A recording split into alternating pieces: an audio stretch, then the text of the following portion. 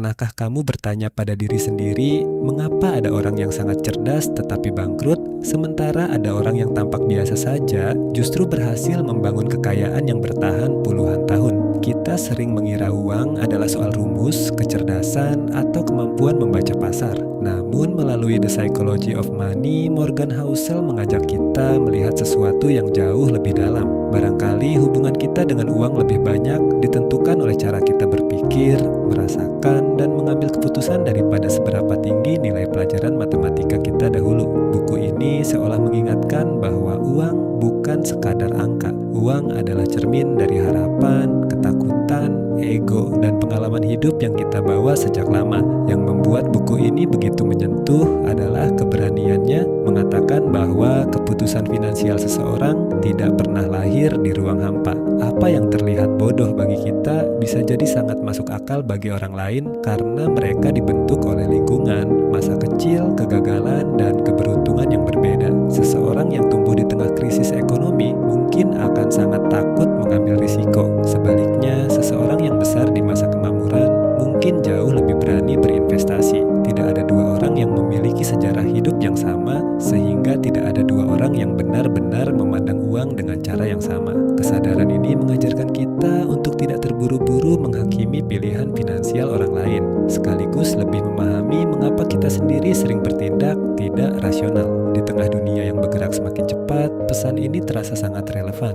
Banyak anak muda bekerja tanpa henti, mengejar jabatan, penghasilan, dan pengakuan, tetapi diam-diam kehilangan waktu untuk benar-benar hidup. Mereka memiliki gaji yang lebih besar, tetapi juga kecemasan yang lebih besar. Mereka membeli lebih banyak barang, tetapi merasa semakin kurang. Morgan Housel menawarkan sudut pandang yang sederhana namun mengusik. Kekayaan sejati bukan hanya tentang apa yang dapat kita beli, melainkan tentang kebebasan memilih bagaimana kita menggunakan waktu. Ketika uang memberi kita kesempatan untuk berkata tidak kepada hal yang tidak sesuai dengan nilai hidup kita, disitulah uang mulai menjadi alat pembebas, bukan sekadar alat konsumsi. Ada bagian yang sangat menarik ketika buku ini berbicara tentang kata yang sering diabaikan, yaitu cukup. Dalam masyarakat yang terus mendorong kita untuk memiliki lebih banyak, kata cukup terdengar seperti kekalahan. Padahal justru ketidakmampuan mengatakan cukup sering menjadi awal dari kehancuran. Kita terus membandingkan hidup dengan orang lain,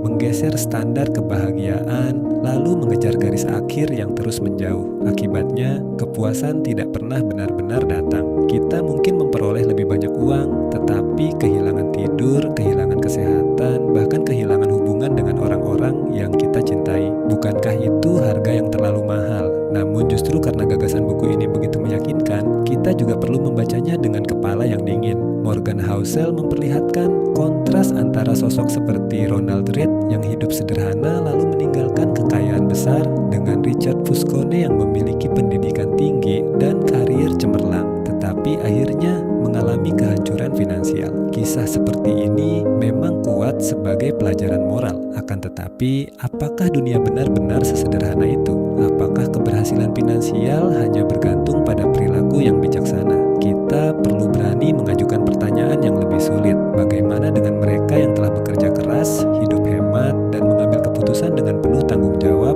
tetapi tetap terjebak dalam kemiskinan karena lahir di lingkungan yang tidak memberikan kesempatan? Bagaimana dengan krisis ekonomi, inflasi, perang, bencana, atau kehilangan pekerjaan yang datang tanpa peringatan? Bukankah faktor-faktor itu juga memiliki pengaruh yang sangat besar terhadap kehidupan finansial seseorang?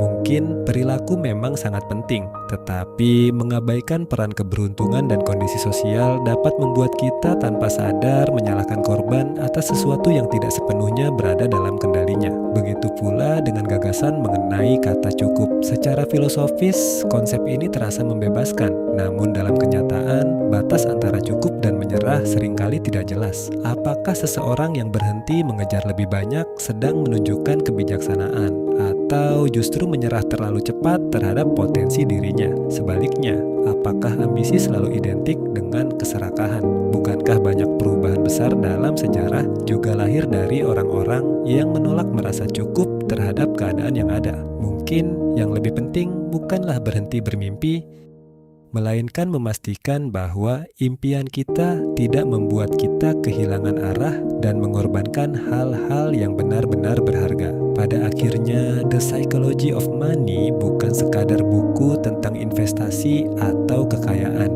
Buku ini adalah refleksi tentang menjadi manusia, tentang bagaimana rasa takut dapat membuat kita mengambil keputusan yang buruk, bagaimana ego dapat menyamarkan keserakahan sebagai ambisi, dan bagaimana kebijaksanaan seringkali hadir dalam kemampuan mengetahui kapan harus mengejar, kapan harus berhenti, dan kapan harus merasa cukup. Barangkali ukuran kekayaan yang sesungguhnya bukanlah seberapa banyak yang kita miliki, melainkan seberapa sedikit yang kita butuhkan untuk hidup dengan tenang. Dan mungkin di tengah dunia yang terus berkata bahwa kita belum cukup, keberanian terbesar adalah mampu berkata kepada diri sendiri, aku telah memiliki alasan yang cukup untuk hidup dengan bermakna. Dengan pemahaman itulah perjalanan ulasan ini kita akhiri. Jika ulasan ini membuatmu memandang uang dari sudut yang berbeda, jangan berhenti pada pembahasan ini saja. Bacalah The Psychology of Money secara utuh, karena kekuatan buku ini tidak hanya terletak pada gagasan besarnya, tetapi juga pada kisah-kisah nyata yang membuat setiap pelajarannya terasa dekat dengan kehidupan sehari-hari.